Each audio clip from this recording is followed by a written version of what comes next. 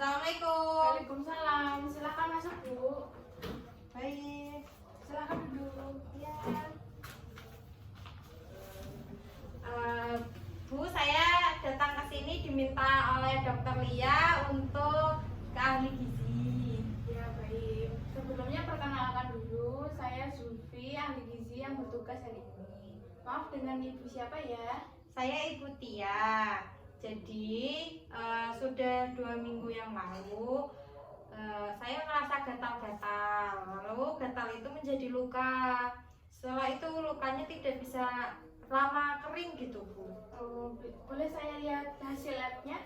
Oh iya, baik Bu, ini. Ya, saya lihat dulu ya, Bu.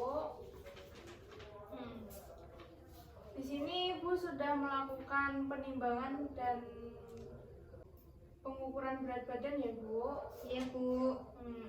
Dan saya lihat status gizi Ibu overweight dan hasil labnya kadar gula darahnya 315 mg per desiliter dan kadar kolesterolnya 105 mg per desiliter.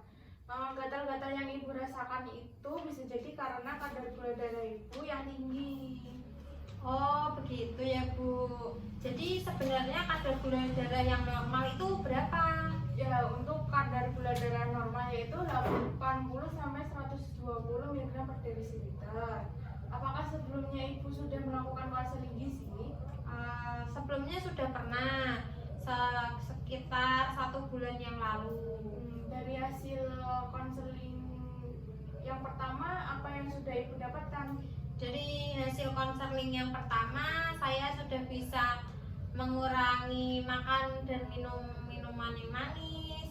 Tetapi saya masih suka mengkonsumsi gorengan, terutama bakwan, dan juga saya sering memakan bihun. Jadi favoritnya bihun dan bakwan ya, Bu. Suka masak sendiri atau beli?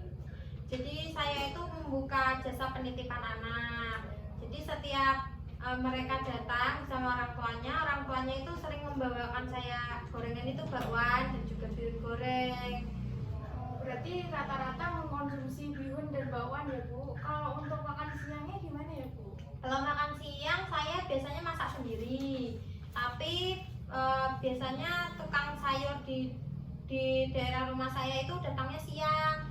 Jadi saya makan yang seadanya deh yang dibawa sama tukang sayur.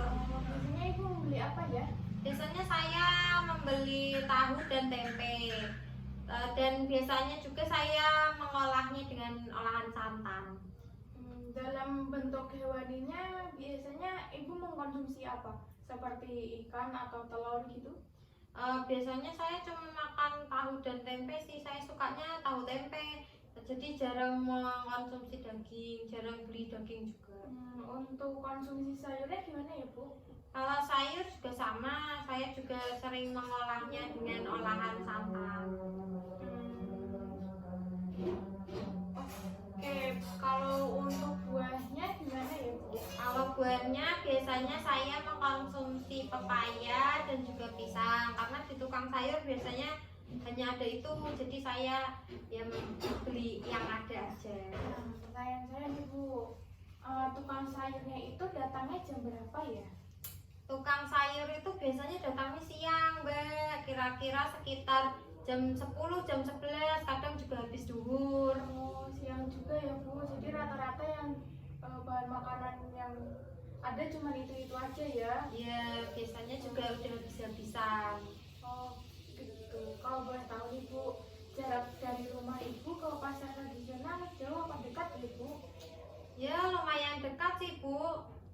Kira-kira cuma 5 menit kalau jalan kaki. Oh, lumayan dekat ya, Bu. Berarti Ibu bisa mencoba pagi-pagi sehabis subuh gitu, Bu. Misal jalan kaki ke pasar sembari berolahraga kecil, dan juga bisa memilih bahan makanan yang di pasar, jadi lebih variatif lagi, Bu.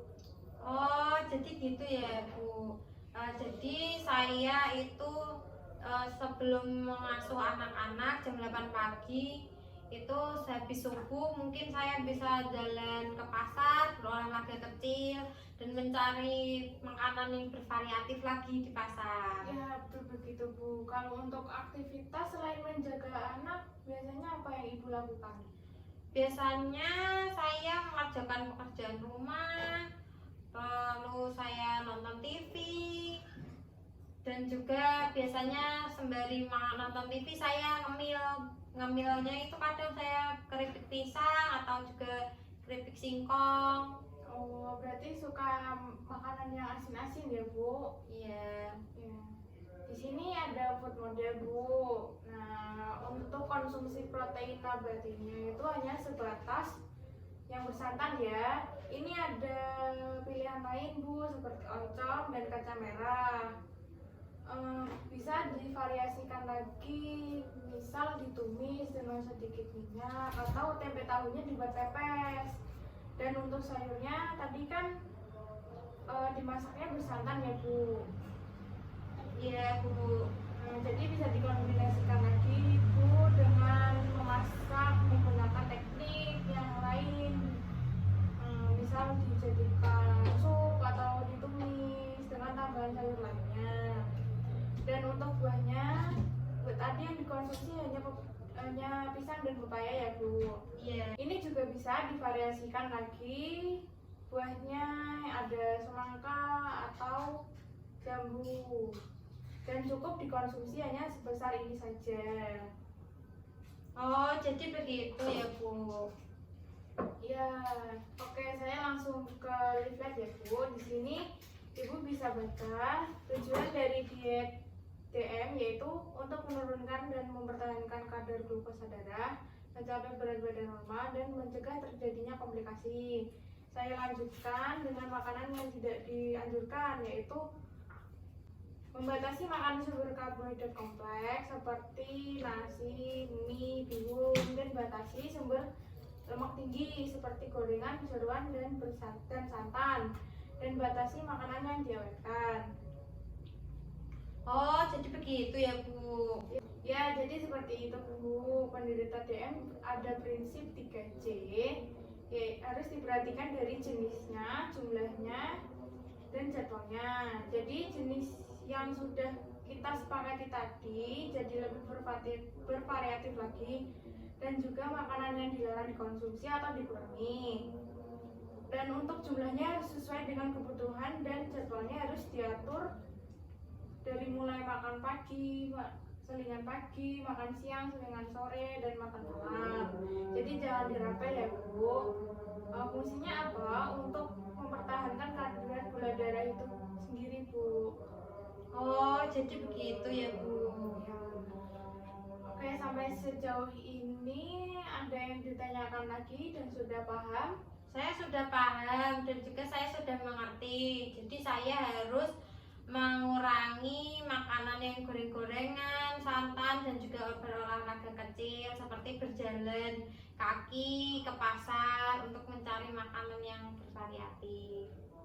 Cuman masalahnya saya itu masih sangat suka makan bakwan. Jadi kalau dihilangkan itu sulit. Jadi bagaimana ya, Bu? Sebenarnya tidak apa-apa, Bu. Jadi untuk konsumsi gorengannya bisa dibatasi, tidak sepenuhnya dihilangkan.